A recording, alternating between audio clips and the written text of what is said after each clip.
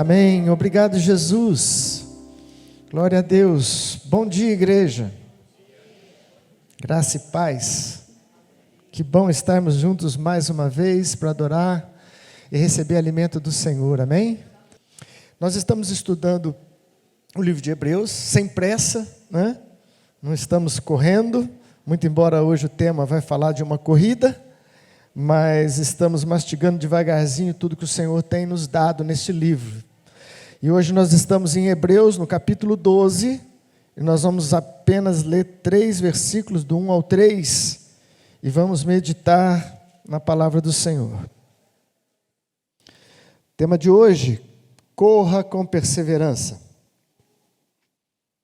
Diz assim a palavra do Senhor: portanto também nós, uma vez que estamos rodeados por tão grande nuvem de testemunhas, livremo-nos de tudo o que nos atrapalha e do pecado que nos envolve, e corramos com perseverança a corrida que nos é proposta, tendo os olhos fitos em Jesus, autor e consumador da nossa fé.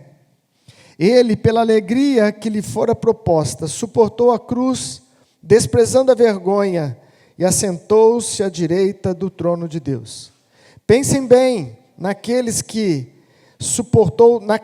suportou tal oposição dos pecadores contra si mesmo, para que vocês não se cansem e nem se desanimem. Até aqui, palavra do Senhor. Obrigado, Jesus, mais uma vez, pela tua santa, rica e poderosa palavra. Eu peço mais uma vez que o Senhor fale conosco, Pai. Estamos com os nossos ouvidos espirituais abertos e com o coração, Senhor, sedento por receber mais de Ti e nos fortalecermos na Tua palavra e no Teu Espírito. Amém. Graças a Deus. Essa versão que eu li é na NVI, né, a mesma que está sendo, que foi projetada aí para os irmãos, mas eu estou com o meu celular hoje aqui porque eu quero fazer uso também da Almeida, revista atualizada, porque ela traz algumas colocações que eu acho que vão elucidar melhor o que o autor quis dizer nesses versículos. Amém? Como eu disse, o tema é corra com perseverança. E no capítulo 12, o escritor de Hebreus vai novamente trazer à memória da igreja a necessidade de estarmos atentos a este projeto divino que é uma corrida cristã. Em tempos, amados, nós encontramos pessoas que vão desanimando no percurso, na caminhada, na corrida cristã. E as pessoas desanimam, outras ficam fracas, outras, como diz o texto, chegam a desfalecer, a desmaiar na alma. E isso é um processo, até certo ponto, natural, mas que se nós não atentarmos para a palavra de Deus e nos deixarmos moldar e trabalharmos o nosso ser interior, isso pode se tornar uma tragédia na nossa vida. Tragédia na nossa vida. Eu disse que é normal em parte porque todos nós cansamos em vários aspectos da vida, não é? Se você anda muito, você cansa. Se você fica muito em pé, você cansa.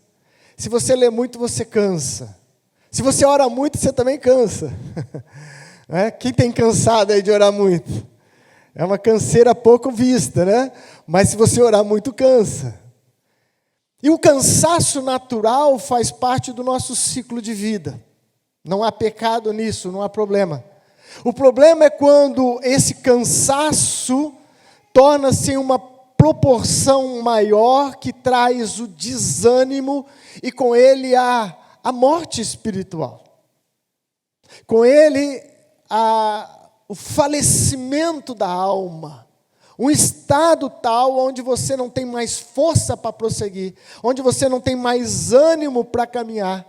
E isso se torna, assim, uma grande armadilha do inimigo para a vida dos cristãos.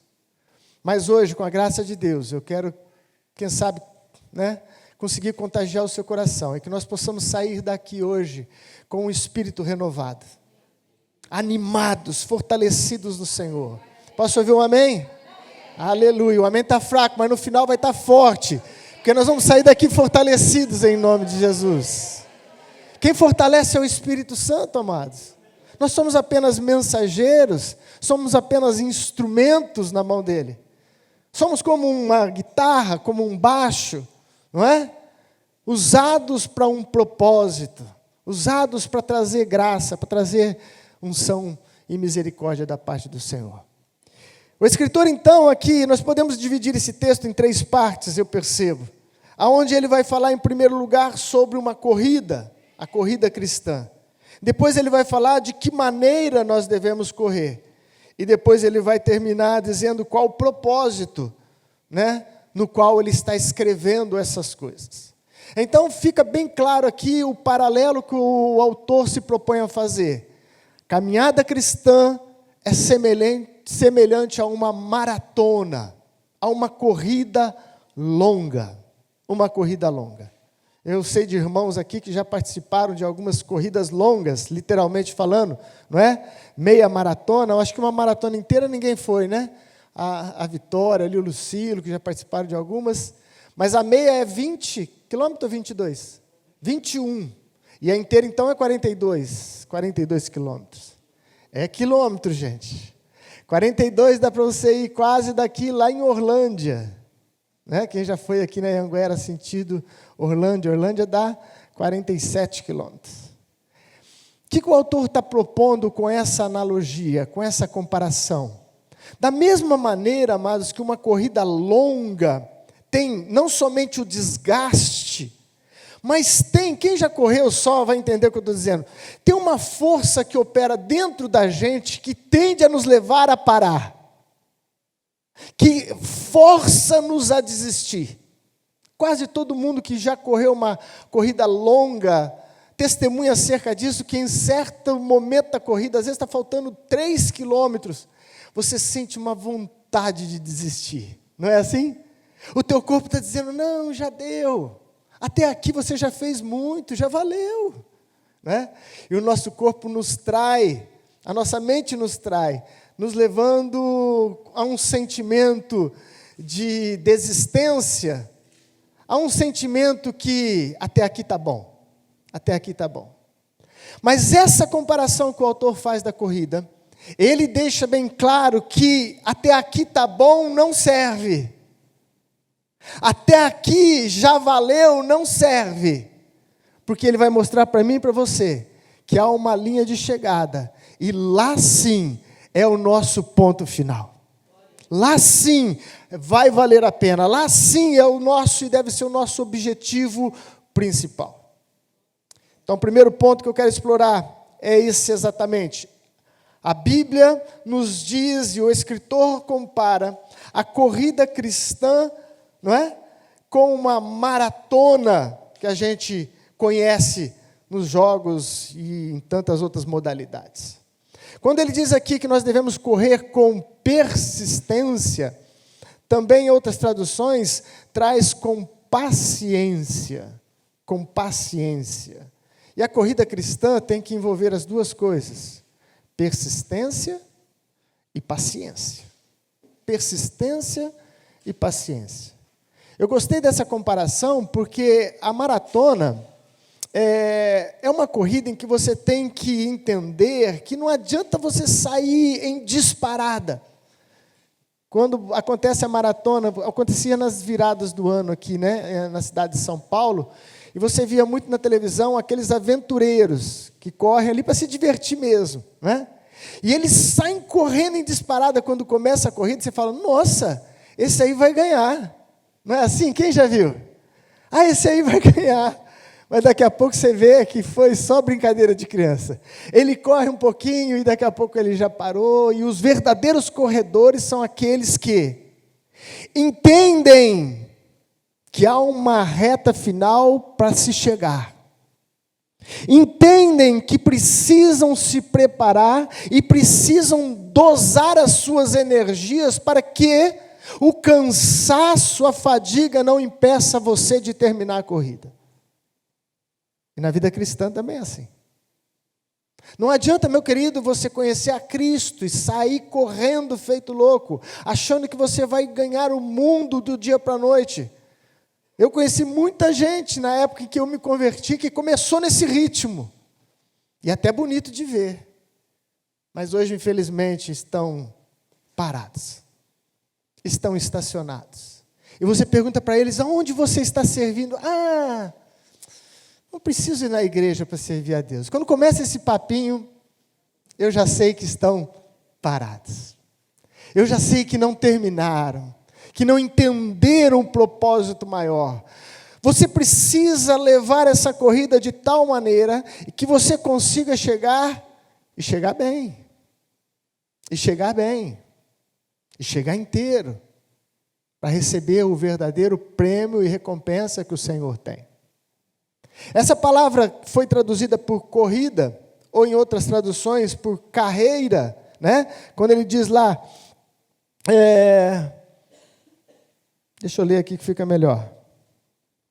Agora eu estou usando a Almeida, a revista atualizada. Ele diz assim, corramos com perseverança a carreira que nos está proposta. Ou então, como nós lemos aqui na NVI, a corrida que nos está proposta. Essa palavra no grego, ela é agona, da onde deriva a palavra agonia. É interessante algumas coisas a gente buscar no grego, porque alarga um pouco a nossa visão. Ou seja, amados, a corrida cristã, Jesus nunca maquiou e disse, olha, vem que vai ser flores. Vem que é só oba-oba, é só alegria, é só saltar e pular na presença de Deus. Nós saltamos e pulamos na presença de Deus, há sim muita alegria, mas há também momentos de agonia. Há momentos de esforço extremo. Há momentos que eu tenho que chorar. Há momentos que há necessidade de sangrar. Há momentos em que temos que arregaçar a manga e levantarmos a cabeça para não desistirmos. E Jesus falou sobre isso. Deixou bem claro. Falou, essa corrida terá aflições. É impossível a carreira cristã, a corrida cristã, não ter aflições. Porque estamos inseridos num mundo decaído, num contexto global contrário à vontade do Criador. É como se o Senhor nos plantasse, é literalmente isso, em meio a uma plantação de joio. Vocês são trigo, mas vocês estão plantados no meio do joio, e vocês vão ter que fazer a diferença aí, no meio deste matagal todo. Então vão tentar nos sufocar muitas vezes. Vão tentar nos parar muitas vezes. E além disso tudo, ainda existem as forças internas de uma natureza decaída que nós carregamos, que é essa força que eu dei o exemplo da corrida, que diz assim, vão parar? Já deu, hein? Que coisa difícil. Há muito tempo atrás, eu lembro que eu evangelizei uma pessoa, e eu não sabia, ela era... num contexto familiar onde toda a família era cristã. E aí ela olhou para mim, de uma forma assim, bem assim, sem interesse, e diz assim, não quero não. Eu falei assim, não quer não, por quê? Eu falei assim, porque ser cristão dá muito trabalho. Ela disse para mim, ser cristão dá muito trabalho. A vida já tem as suas durezas, ser cristão não pode isso, não pode aquilo, tem que fazer isso, tem que fazer aquilo. Não, é muito custoso. É muito custoso. E sabe, amados, que diante de uma resposta dessa, você não pode atirar pedra, porque Jesus disse que era necessário fazer exatamente essa contabilidade.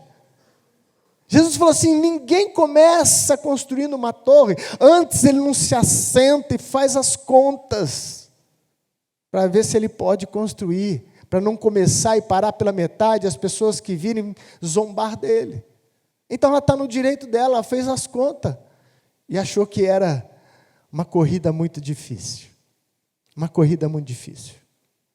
Mas o bom nesse tópico, primeiro que nós estamos inseridos em uma corrida, é que o Senhor Jesus disse que correria junto conosco.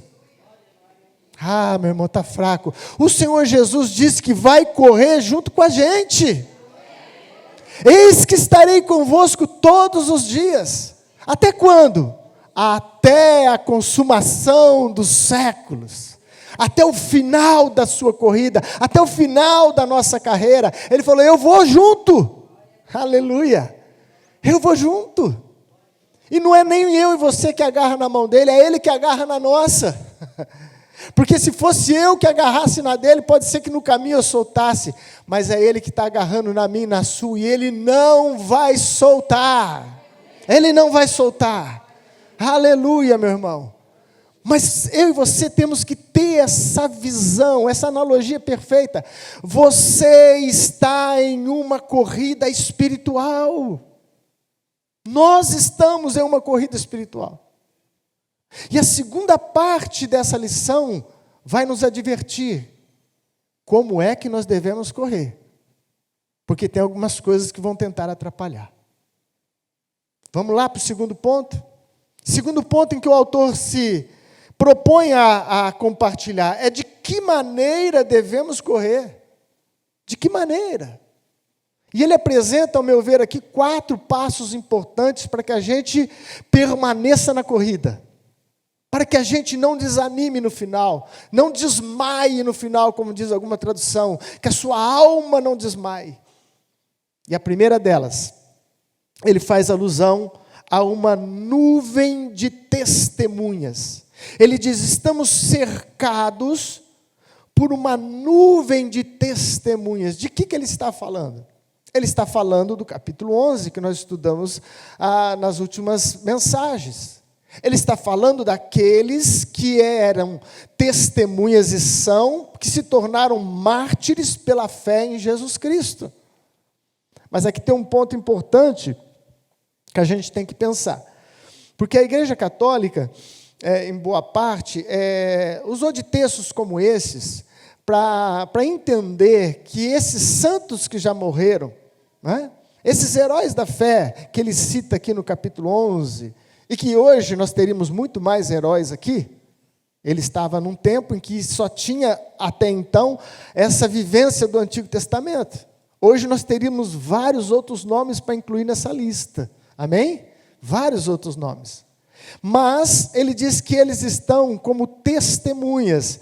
E essa igreja entende que eles estão, tipo assim, mediando a nossa corrida. É daí que surge a questão: vamos pedir para ele me ajudar. Vamos pedir para o Paulo ajudar, vamos pedir para o Pedro ajudar, vamos pedir para Moisés ajudar. Eles estão mediando. Não, não é isso que o texto está dizendo. E nem tampouco o texto nos leva, ou essa intenção do autor, nos leva a entender que eles estão como se fosse uma arquibancada ao nosso redor, e está ali todo mundo vendo a nossa corrida de forma literal. Mas o que o texto está dizendo, e o que o texto diz, é que eles são exemplos para nós. Nós devemos olhar para essa nuvem de testemunhas, como eu preguei naquela última mensagem, que também estavam numa corrida, só que essa era a corrida de bastão, não é? Aquela corrida em que você tem que passar o bastão para o outro, e o outro tem que correr e passar para o outro. Eles correram até o momento e passaram o bastão para as nossas mãos. E agora, eles são como testemunhas, espectadores, esperando que eu e você termine essa corrida. Nós temos que olhar para eles como inspiração, amados, como inspiração. Quantos não morreram pela fé em Jesus Cristo? E quando eu penso nesses mártires, eu me sustento mais, porque eles mostram para mim que valeu a pena. Eles mostram para mim que o sangue que eles derramaram é por uma causa maravilhosa, extraordinária, eterna, sobrenatural.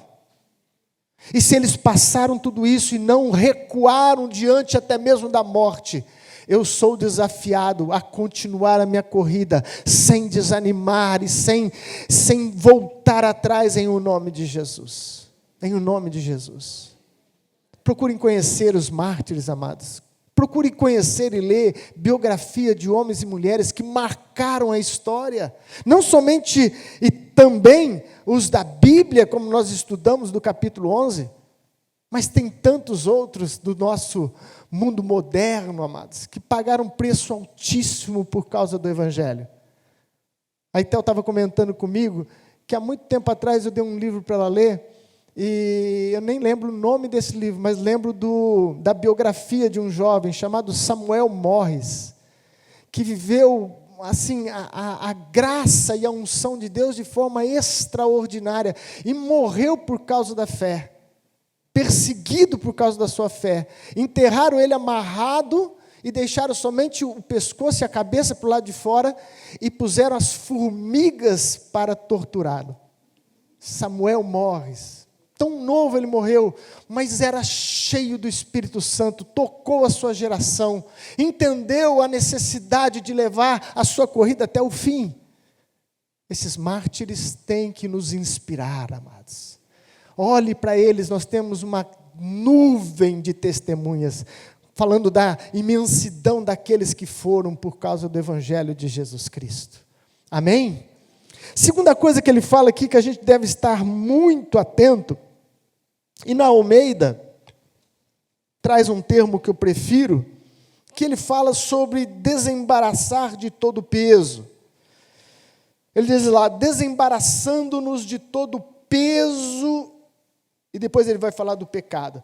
Na versão Almeida corrigida, é desembaraçando de todo peso. E nessa que nós lemos, não é que esteja errado, é só uma maneira de olhar, né? Ele diz, livremo-nos de tudo que nos atrapalha. O sentido é o mesmo, mas eu quero usar esse termo do peso, porque ele elucida de forma mais bela. Os corredores da época, aqui tem duas traduções, né, e versões, que pode ser verdade ou não, mas só para a gente pensar. Dizem que os corredores da época usavam pesos amarrados no seu corpo, nos seus treinos de corrida, para que ele se tornasse um treino mais forçado, não é? E que quando chegasse então o dia da corrida, ele tirava esses pesos colocados no seu corpo, então o seu corpo ficava completamente mais leve e ele desenvolvia uma corrida com mais destreza. Há uns comentários que dizem sobre isso. Mas se você for no original, a ideia do original, quando fala, olha, desembaraçando de todo peso, ou em outras traduções, despindo-se de todo peso, está falando de um peso corporal mesmo. Um peso corporal. Trocando em miúdos, você não pode estar gordinho para fazer essa corrida. Você vai ter que tirar o sobrepeso, se é que você quer correr bem essa corrida. No original é isso que está dizendo. Tanto é que os atletas da época, eles corriam quase que nus. Eles corriam somente com uma vestimenta que tampava as partes íntimas ali, como uma sunga de hoje, vamos pensar. Hoje os corredores usam algumas roupas, né, modernas, mas que também têm esse propósito, deixar eles cada vez mais livres no seu movimento e mais leves. Amém? Você já vê um corredor, né, falando de um profissional corredor, correndo de bota, né, correndo de terno. Não há, né? Só os soldados que correm, né, prontos assim, né, com armas empunhadas, com botinas e tudo. Mas um atleta não. Portanto, ele diz, olha, é necessário que você se tire, que você solte, que você deixe para trás o excesso de peso. Lembrando, ele não coloca peso aqui como pecado. Ele vai falar do pecado na sequência, mas ele coloca como algo que está atrapalhando a sua corrida. Atrapalhando a sua corrida. E eu deixo uma pergunta para a gente já pensar. Quais são os pesos que estão atrapalhando a nossa corrida? Nós temos que ponderar, amado. As minisséries que nunca acabam, começa uma, termina uma, começa a outra. Pode ser que seja um peso que está atrapalhando a sua corrida. Um exemplo. o muito trabalhar, muito embora, bispo, mas eu tenho conta, eu tenho isso, mas o trabalho excessivo que te rouba o tempo que você deveria também dedicar ao Senhor pode ser um peso na sua corrida. Aquela amizade que te puxa para trás pode ser um peso na sua corrida. Com quem você anda, com quem você se desabafa, com quem você caminha, pode ser um peso. Pode ser que o peso seja o próprio namorado, a própria namorada. Se isso tem sido um peso na sua corrida cristã, cuidado, cuidado. Não é uma corrida de 100 metros não, meu querido. É uma maratona, até que a morte o separe. Alô? Você está aqui? É uma maratona. Se já está sendo um peso no namoro, você imagina na vida toda. Qual é o peso que pode estar te impedindo de correr bem? Qual é o peso? A preguiça pode ser um peso. Ai, bispo, até a preguiça, principalmente ela. Principalmente ela. A preguiça pode te roubar um tempo tão precioso, tão precioso. Portanto, desembaraça isso. Ei, foca. Você está em uma corrida espiritual. A principal missão, a principal coisa que você tem que entender e se engajar é na sua corrida espiritual. Na sua corrida espiritual. Esse trabalho novo vai contribuir com a minha corrida espiritual ou vai ser um peso? Amados, simples assim. Simples assim. Uma prostituta que se converte não pode continuar mais na mesma profissão. Aí nós temos a capacidade de dizer para ela que ela tem que mudar de vida, mas para o empresário que passa 24 horas só trabalhando, aí ele não precisa mudar de vida. Por quê? Porque ele ganha dinheiro? A questão não é ganhar dinheiro ou perder dinheiro, a questão é, você está numa corrida espiritual. E você precisa saber aquilo que está te atrapalhando. Em nome de Jesus. Terceira coisa, agora sim. Ele fala desembaraçando de todo o peso, né? E do pecado, na Almeida diz que tenazmente nos assedia. E na NVI, e em outras traduções, diz do pecado que tão de perto nos rodeia. Do pecado que tão de perto nos rodeia. E põe perto nisso, hein? E põe perto nisso. O pecado que tão perto nos rodeia. Ele é presente desde a hora que você acorda até a hora que você vai se deitar. Ele é presente no sentido de se apresentar. Ele se apresenta constantemente. Talvez aqui o autor estivesse pensando na natureza pecaminosa que habita em cada um de nós ainda, enquanto ainda estivermos nesse tabernáculo, como diz o apóstolo Paulo, neste tabernáculo, que um dia vai ser destruído, e teremos um novo tabernáculo, um novo corpo. Posso ouvir um amém?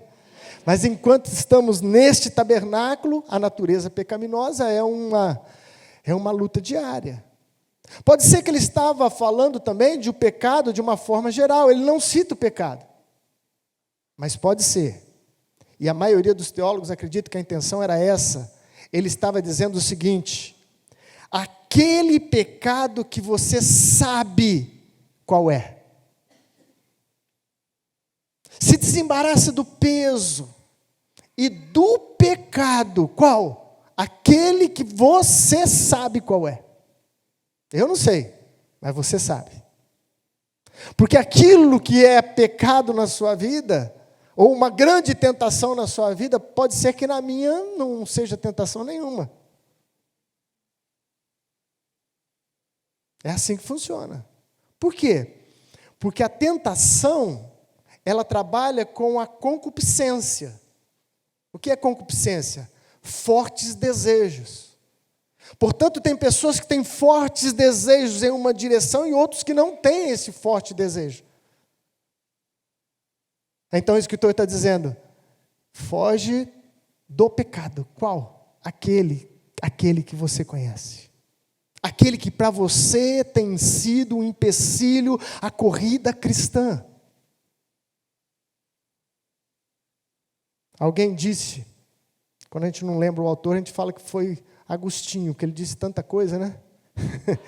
Então alguém disse, ou este livro vai tirar o pecado de você, ou o pecado vai tirar você deste livro. Ou este livro vai te sarar, te curar, te limpar, ou então o pecado vai afastar você dele, porque não tem como, meu irmão. Não tem como caminhar com as duas coisas. Você tem que ponderar. Você quer essa corrida? E a quarta coisa que ele fala da maneira como devemos correr, ele vai falar no versículo de número 2. E ele fala, olhando firmemente para o autor e consumador da fé, Jesus, o qual, em troca da alegria que lhe estava proposta, suportou a cruz, não fazendo caso da ignomínia ou da vergonha, e está sentado à destra do trono de Deus. Quarta coisa para você correr bem, meu irmão, é a questão do foco, da visão, aonde você coloca os seus olhos. É disso que ele está falando. Olhar firmemente para Jesus. Sabe aquele olhar que é natural nosso, assim, que você está olhando para uma pessoa, eu estou olhando para o Alcir aqui, mas eu estou vendo a Etel aqui, do lado, né? Por quê? Porque o nosso olhar tem essa dimensão, não é? Nesse texto ele está falando o seguinte, tira toda essa dimensão e foca somente em Jesus. O seu olhar tem que estar no autor da nossa fé. Sabe por que ele é o autor da fé? Porque ele é o objetivo. A fé é crer nele. A fé é esperar nele. A fé é entender que é ele que está nos esperando na linha de chegada.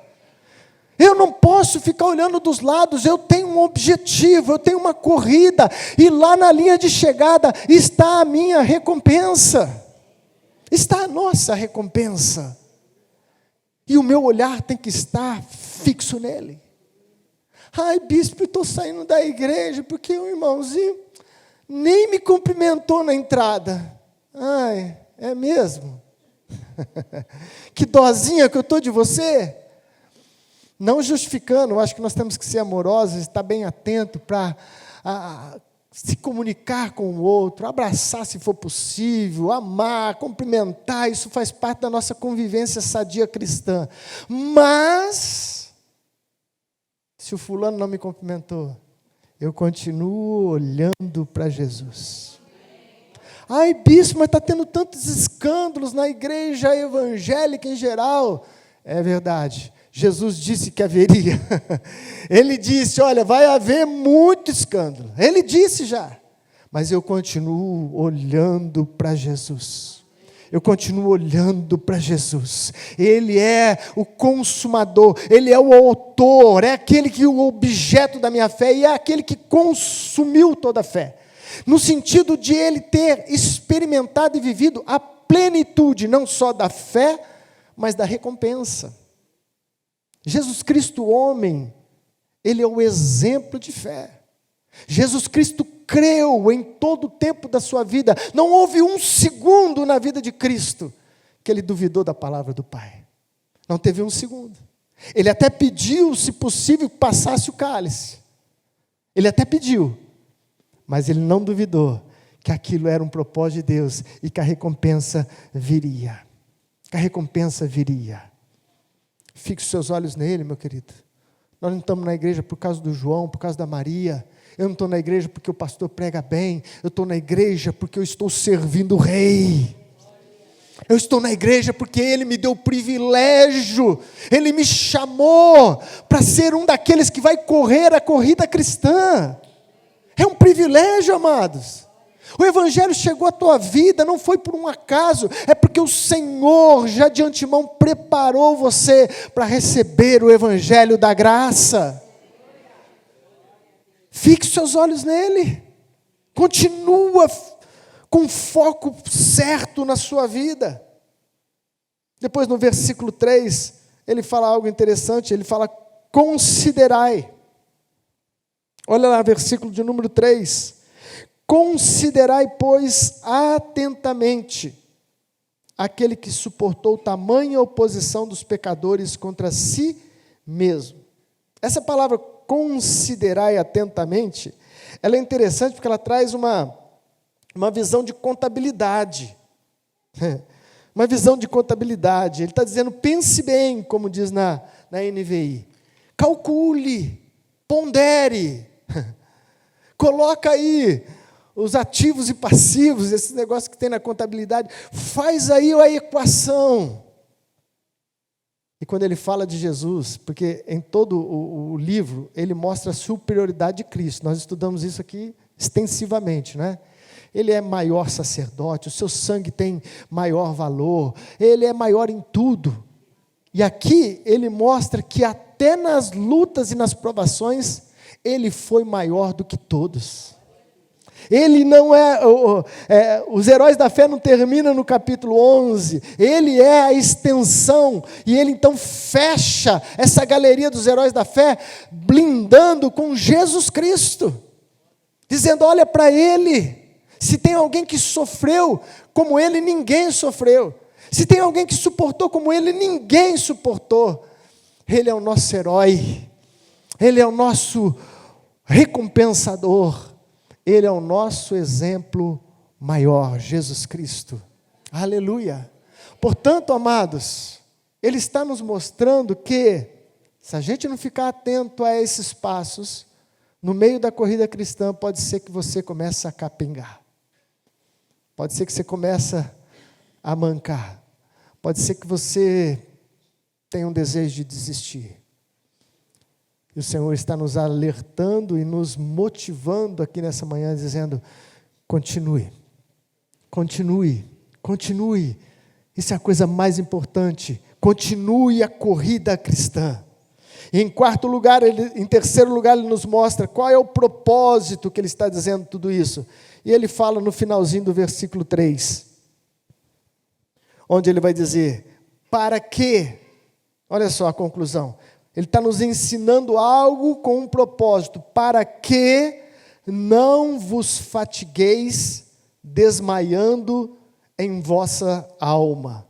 E na NVI ele traz, para que você não se canse, nem se desanime. Este é o propósito, ele está dizendo, olha, você precisa atentar para essa corrida, para que você não desfaleça no final. Para que você não corra o risco de não terminar essa corrida. De não terminar essa corrida. E esse texto já faz uma aplicação quase que em todos os versículos, mas mesmo assim eu quero fazer uma aplicação aqui para as nossas vidas. E eu vou pedir para que coloque no texto da Lucas capítulo 24, é um texto conhecido, eu vou ler só alguns versículos e nós vamos fazer a seguinte aplicação. Todo atleta se prepara para uma corrida, ele tem treino, ele tem disciplina, e ele também tem que ter uma alimentação correta. Amém? Uma alimentação correta. Né? Hoje existem muitos suplementos, né? muito desenvolvimento nessa parte de suprir, de preencher a necessidade do corpo.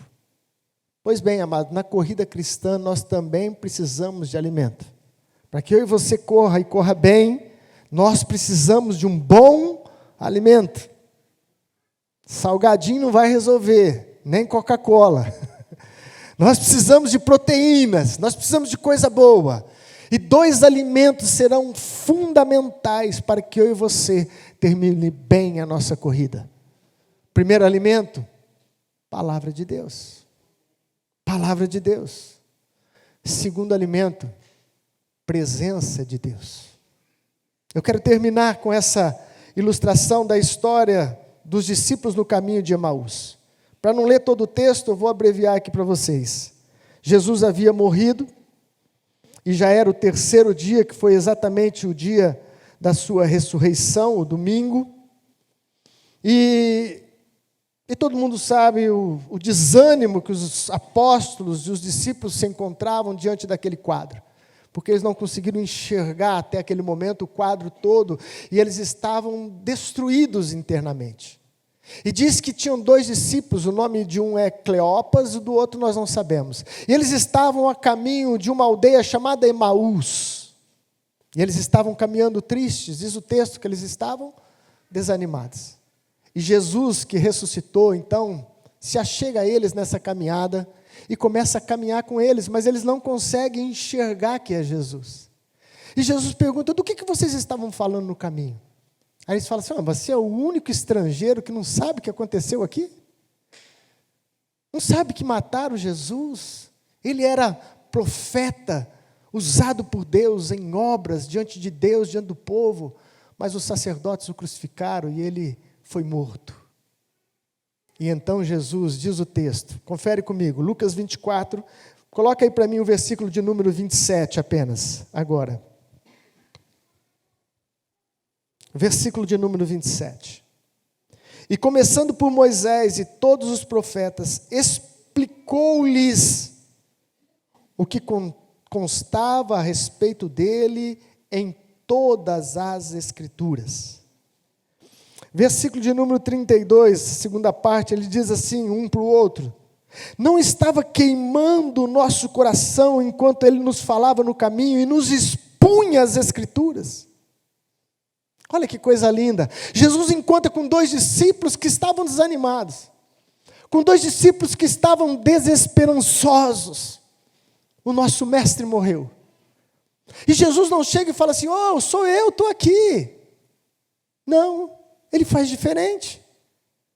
Ele fala assim: eu preciso novamente alimentá-los.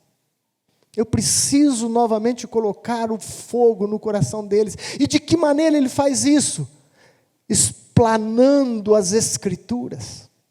E ele começa em Moisés e vai falando dos textos onde mostrava que Jesus tinha que padecer e morrer, e ele vai apresentando as Escrituras, e o poder do Espírito Santo queima no coração deles. Queima no coração deles. Amados, nós não lemos a Bíblia para ter conhecimento apenas. Sim, precisamos conhecê-la, mas há algo mais nessas letras que você e eu temos que nos atentar. Há um espírito de vida. O Espírito Santo pega nessas palavras. E eu e você não vamos conseguir terminar a nossa carreira se não nos alimentarmos da palavra. Tem que ser alimento diário. Tem que fazer parte da sua vida, quer seja por audição, por leitura. Eu passei boa parte da minha vida viajando, e é lógico, não tem como você ler dirigindo um veículo. O que eu fazia para compensar? Mensagem.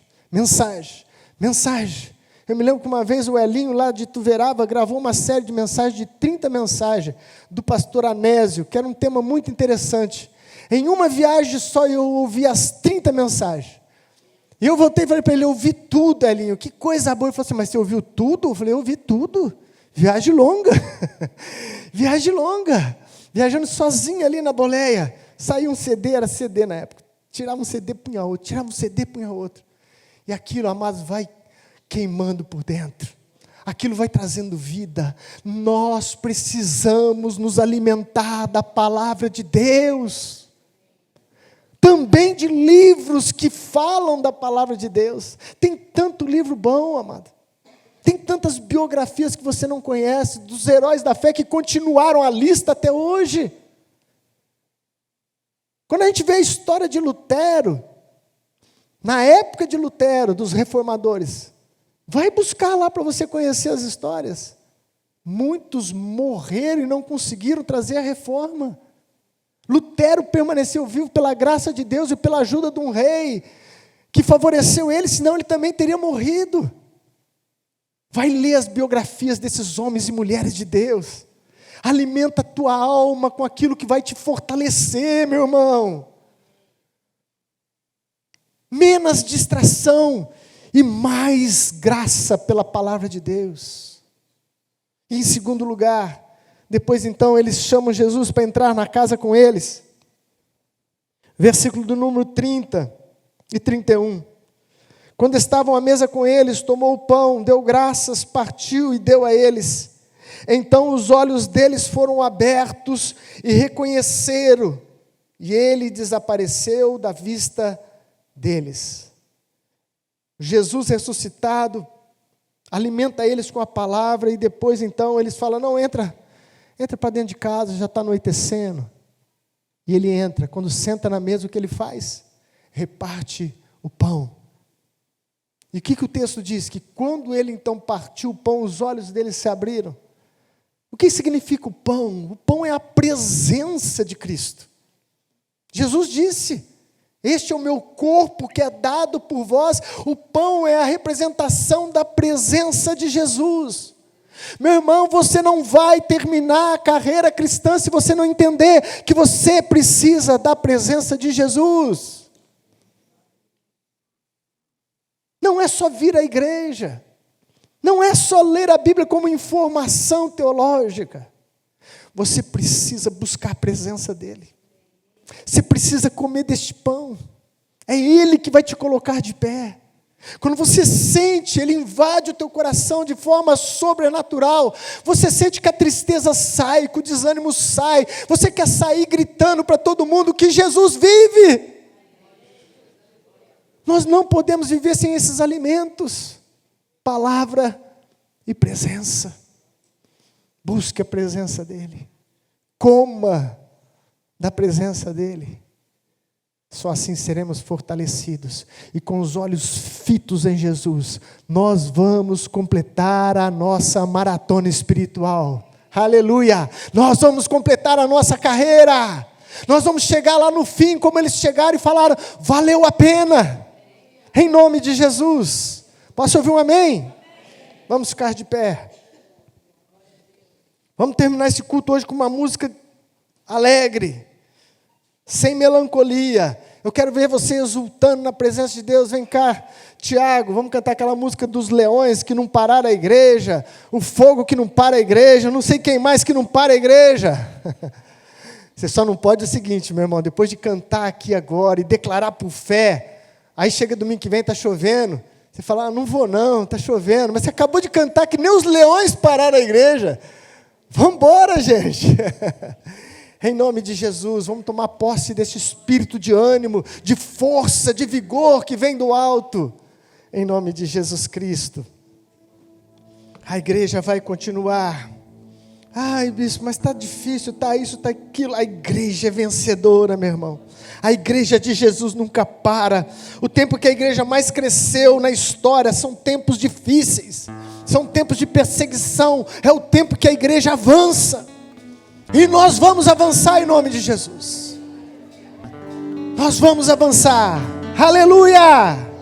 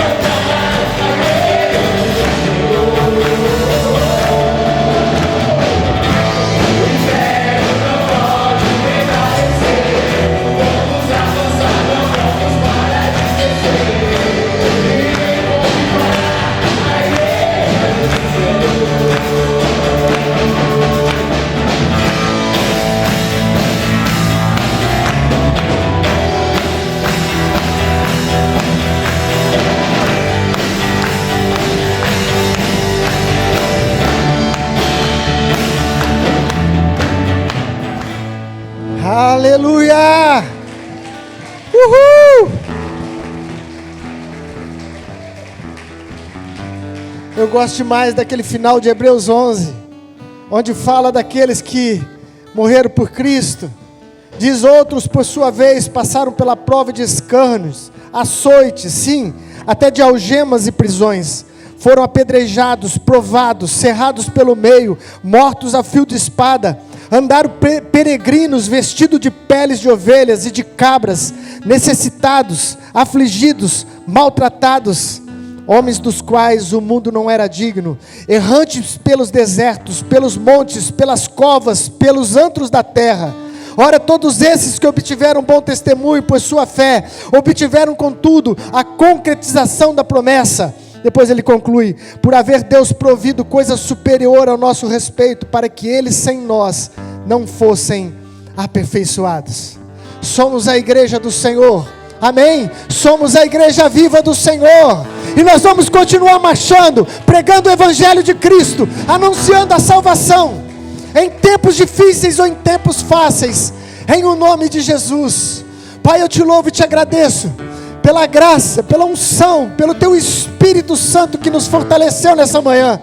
Eu te dou graças pela tua palavra, que nós temos acesso com facilidade, ela é alimento para as nossas almas. Eu te dou graças, Senhor, pela tua presença em nós, doce presença do teu Espírito Santo. E eu rogo, Senhor, guarde-nos, livra-nos do mal, Pai. Sê com cada um de nós, sê com a nossa casa, com a nossa família. Dá-nos a vitória no dia a dia, na evangelização e na pregação do nome de Jesus, aleluia.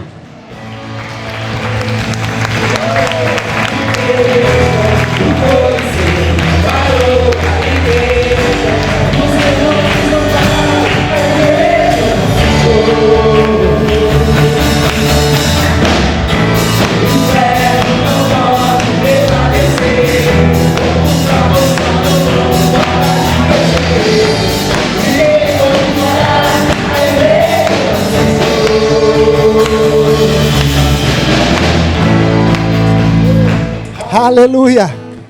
Erga a tua mão para o céu, igreja do Senhor, nação santa, erga a mão para o céu. Que o grande amor de Deus Pai, a graça do nosso Senhor Jesus Cristo e a doce presença do Espírito Santo esteja conosco, com todo o povo de Deus, hoje e para sempre.